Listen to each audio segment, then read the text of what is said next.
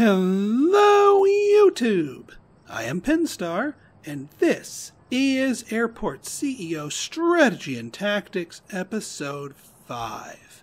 So, in our last episode, we had ourselves, well, a new friend here, a new runway to help with our traffic congestion, and helped it has. So yeah, our general aviation, now that we've added another couple of gates here, is humming along. But it's, general aviation is sort of the cradle of this game, and one can't remain in the cradle forever. It is a great early game component to get yourself up and running, as demonstrated by the series thus far, but we have to move on. Now, that's not to say that we're going to completely abandon and nullify everything we just done with general aviation. There's going to be some vestiges of it left over even after our next phase here, and some of the stuff that we've been using or building up that as general aviation will be transformed into a later and a greater version of itself. But before we get to that, let's do a little bit more housekeeping before we launch into prepping ourselves for commercial aviation. So since we've added our runways, we've kind of changed the pattern of our taxiways here. Well, not significantly. We are still relying on this central spine to go south to north here with these little feeder arms going into it here. The difference here is that the wind proofing that we did back in episode 2 is no longer relevant. Because if the winds turn on us and an arriving plane lands south to north, they're still going to have to get back on the runway to get back down here. That's no good. That kind of defeats the purpose of all this. So what we're going to do here is we are going to windproof, or rather update our windproofing to account for our 2-runway system here. So we're going to go ahead and grab our runway, our taxiway here down here. So basically what we need to do is, we still like these little legs to help get them off of the runway as soon as possible, but what we're going to do now is we're going to drag it on down here like so, and we will set our thing down like this. That way, if a plane decides to land south to north and they land touchdown here, they slow down, they pull themselves off, they can just come right back down here and take this new little stretch here. That keeps them off the runway, which frees the runway up for additional arrivals. Now, is that ideal? Absolutely not. That's a lot more taxiing that they have to do compared to landing north to south. North to south, they're right here. It's just a little whoop, and they're off to the races here. But again, wind is out of your control in terms of when it happens, but it is in your control of what you do about it. So this is just more about minimizing the damage, or in this case, the delays that it would cause. Now, speaking of delays, our departure runway has a serious weakness to unfortunate winds. While I have not seen it in action yet, and we've been fortunate to that effect, if, for example, the winds turn against us, and instead of being willing to land west to east, or take off west to east, our planes decide that they have to go east to west, what would happen in this thing's current form? A plane would get on the runway, taxi all the way down to the end, turn around, and then take off. Meanwhile, they are occupying the entire runway during this whole process, and nobody else can take off until they've taken off. And, there still forms the occasional backlog of planes here, even when the runway's working properly. When they come up here and take off, there's still a backlog there. So imagine how much of a backlog there'd be if one plane took up the runway for that long. So our solution, and this is why I spaced our runway above our stands here, is that we have a nice little width of 5 spaces along here. which we will draw thusly. Like so, and we will get our taxiway path, like so. Nope, it kind of would help if I actually connected. I connected everything else here, right? Right, okay, we're good. All right, so that will complete our windproofing for our 2 runway system. So now we're in the clear. Well, before I forget about it, let's repair these runways.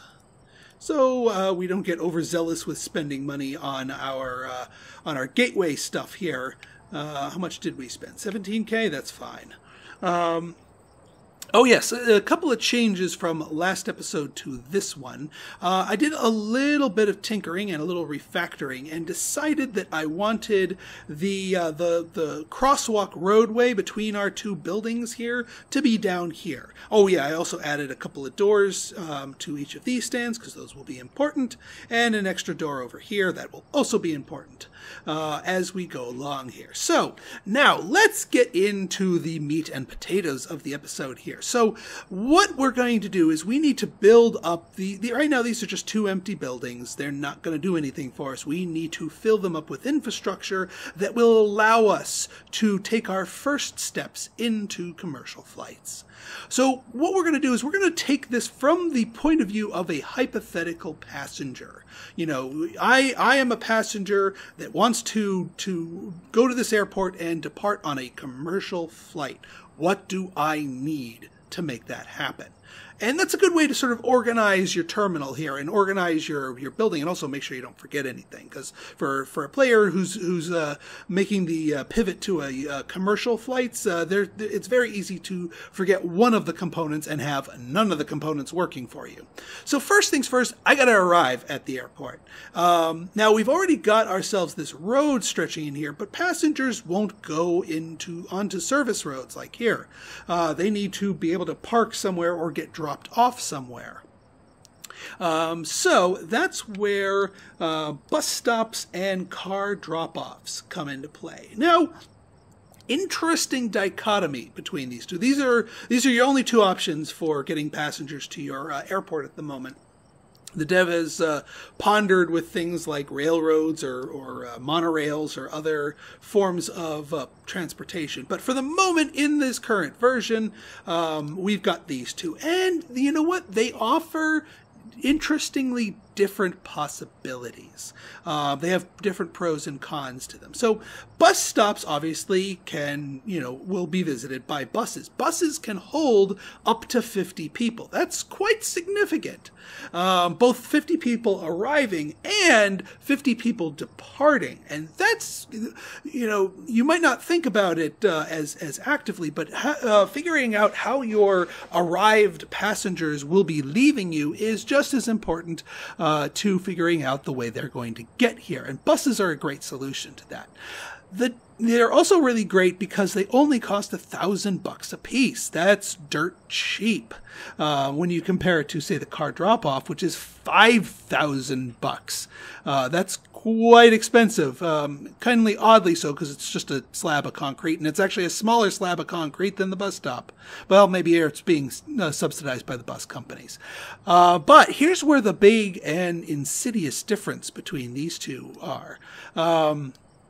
The bus stop costs you $30 per hour per bus stop to run. The car drop-off only costs you $10. Now, I did the math on this, and it takes about a little bit more than 8 in-game days for the car drop-off to pay for itself in terms of its extra construction costs. So after about 8.5 days or so, a car drop-off will have ultimately been the same price as the bus stop. And then going forward, the car drop-off is significantly cheaper because its operations cost is $20 an hour less. So the longer they exist, the better the deal the car drop-off is. The other reason I like the car drop-off over the bus stop is that, smaller numbers of passengers can be held in each car. That's true. But that also means that passengers will be arriving in small, easily digestible chunks. And by digestible, I mean you can process them through the rest of your infrastructure. Whereas with a bus that just dumps 50 people out at a time, that herd of 50 people is going to swarm somewhere they want to go. And chances are they're going to overwhelm whatever it is they're swarming, and there's going to be some backups and lineups and what have you. But that being said, buses are good for getting passengers away from your airport once they've arrived. So a mixture of the two is advised, but I'm going to be leaning a little bit more heavily on car drop-offs. But let's since we want to sort of favor buses for departing passengers, and this is the reason I built this second door here, I'm going to have sort of be funneling our departing passengers out this way. So we want to entice them to use the bus. I want them on that bus. So what we're going to do here is, let's see here. Yeah, we can do that. We can put a bus stop. Actually, let's put a little space in between it. Oh wait, nope, that's going the wrong. Nope, that's the right way. So we're going to go 2 bus stops here, and we can always expand it out later. Get our public road up like this.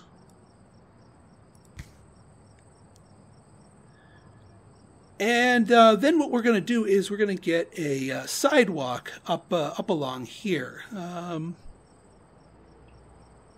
Is this where I want to put it? You know, actually, no, this kind of looks a little wonky because it's like right up against this. Hang on a second, folks.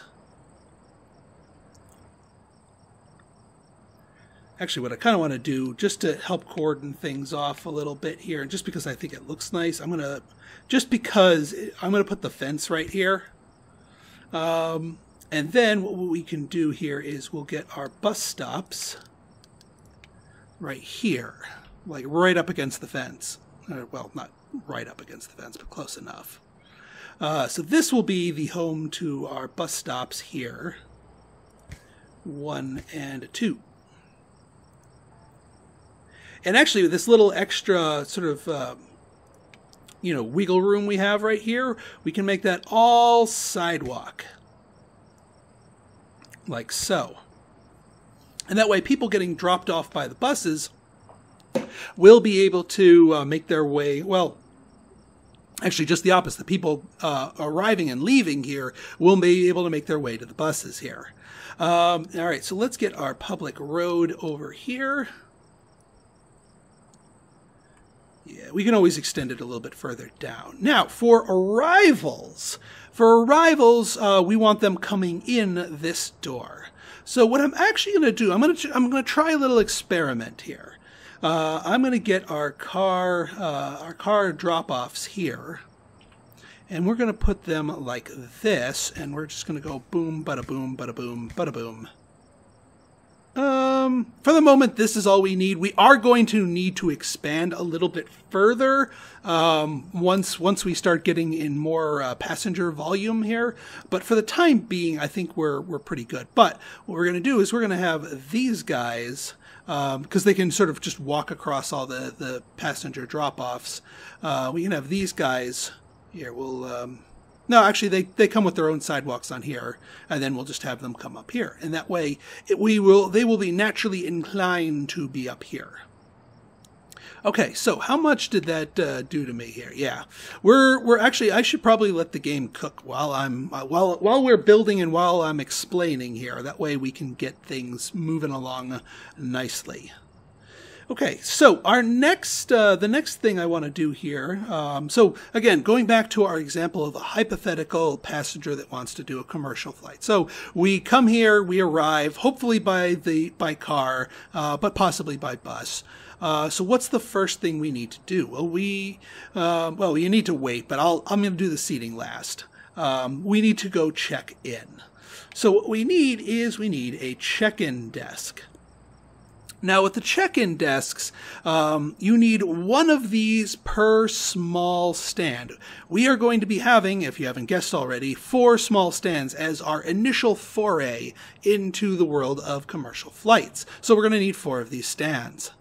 Now, as far as our placement here, I've decided, and you'll see my sort of my grand design in a little bit. I've decided that I want them along this side of the wall here. Now, when placing your stands here, one huge tip. First off, the arrows pointing in, that's the direction that the passengers will be coming and visiting. One other huge tip, you're going to thank yourself if you keep this in mind. Don't put them right against the wall. Leave at least one space behind them. You'll see why later. So I'm going to put it here. And you know what? Yeah, let's just put them back to back because I am going to eventually be utilizing queues.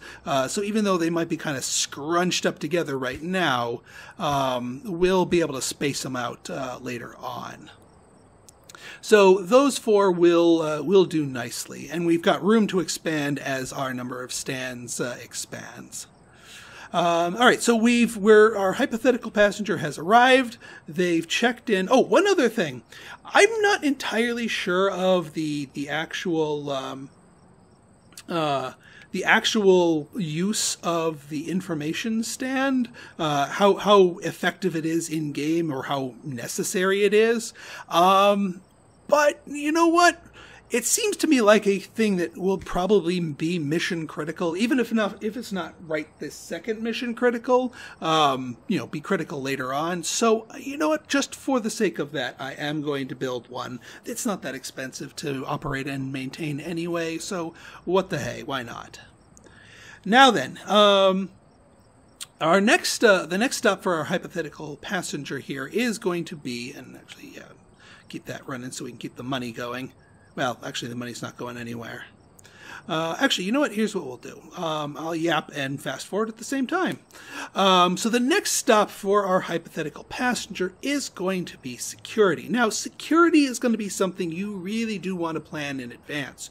You want to have a good idea of what zones are going to be your secure zones, what zones are going to be, going to be not secure, and what things you can place within each of them. Because there are certain items that have to be in a secure zone, and certain items that have to be in an unsecure. And of course, the security checkpoints themselves are right on the border. So planning that out is key. So let's actually, before we can start our security checkpoints here, we actually do have to draw out and define our secure zone. So by going to areas and going to secure zone, you can define what areas are secure. Now, stands are, by default, as they should be, considered secure. So that's sort of your clue that things that are near the stands, that should be secure too. So what I'm actually going to do is this entire building needs to be secure. I mean, it doesn't have to be that way in your particular one, but in my particular build that I have in mind, this whole building needs to be secure. Now, one thing you really want to keep in mind when you're securing an area, see these spaces where our doors are? Yeah, it's really important that you cover these areas too. If you were just to do a fill of the inside area, the doors would not get the secure zones, and therefore the game would consider the stands security zones and this security zone as two separate zones, and therefore people who went through the security checkpoint would be unable to reach their stands, and that nobody wants that. So keep that in mind, that all of your doorways are filled with security zones here. I'll do that right there to make sure I don't forget that doorway either. And actually, since we're going to be extending the security here, you can also security zone walkways and roads. So in this case, I am going to be intending passengers to be crossing this road. And even though it is a service road, since there's a crosswalk, they are legally allowed to use it in the simulation. So that works out for them. Now, what I'm going to do is the border between the non-secure and secure is where your security checkpoints. And I want my security checkpoints up here. Now, what I'm going to do at the moment, I'm going to pause real quick because I just want to space some things out. Ultimately, I'm going to want 4 security checkpoints eventually. Like, not like right now, 4 security checkpoints would be way overkill. I'm only going to be using 2 at the moment, but eventually we are going to want 4. So I want to plan them out accordingly. So what I'm going to do is I'm going to plop these out, with the game paused so it doesn't deduct the funds right away, and then I'll just clear out some of them once we have a better idea of where these things are going to be, exiting out here. Now, also speaking of exiting out, we also need a secure zone exit here. This sort of acts as a reverse security station. It is the gateway out which people are able to leave a secure zone into an unsecure zone. And you do need one of these in place. I'm going to extend the security zone out here because I want this particular item sort of sticking out a little bit. Yeah, we'll... Actually, do I want you there? I could probably use you right... Actually, one other thing I wanted to add was a small security checkpoint. Let me just trim back my secure area here a little bit. Oops, wrong button.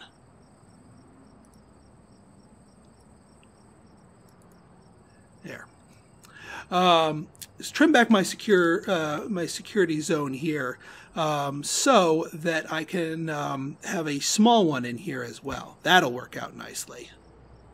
And then, yeah, then we can have our, we can extend out our secure zone just a tiny bit, like this. Yeah, like that. And there's a reason why I want the security zone sort of sticking out a little bit. Yeah, just sticking out like this. Will do nicely. One more. There.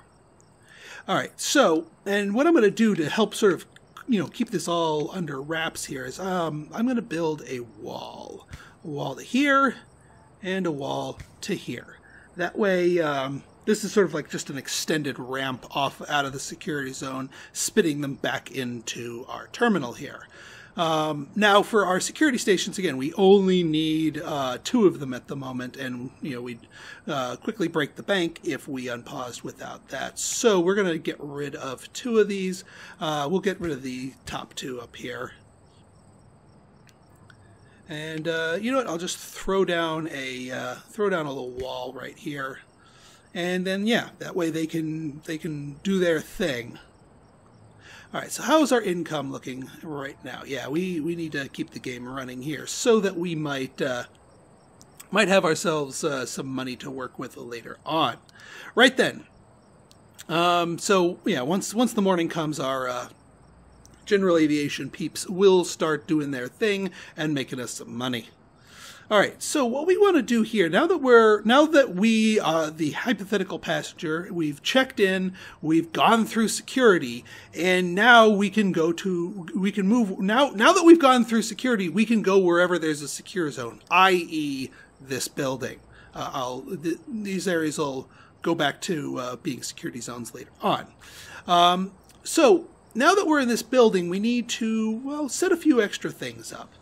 First off, I want to set up some framework for some items that I'm going to be adding later. So I want to sort of block off the area so that I make sure I don't build into it. Like so. Yeah, we'll do that and all the way up here like that. Perfect.